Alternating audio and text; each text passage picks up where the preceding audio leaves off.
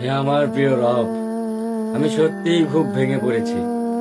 ভেঙে ভেঙে কেমন যেন এক অস্থির মানুষ হয়ে গেছি। আমার জীবনটা আর আগের মতন চলতে পারছে না। সবকিছু কেমন যেন অন্ধকার, দিশেহারা, নিঃশব্দ হয়ে আছে।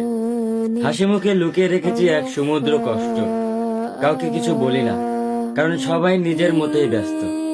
তবে আপনি জানেন রব, আমার ভাঙা মনের প্রতিটা শব্দ।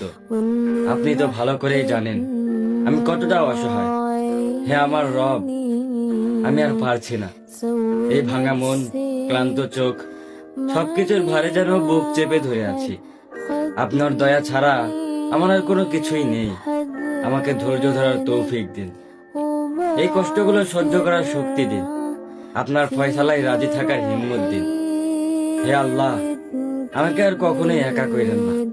আপনি ছাড়া কেউই বোঝে না আমার এই নীরব কান্না।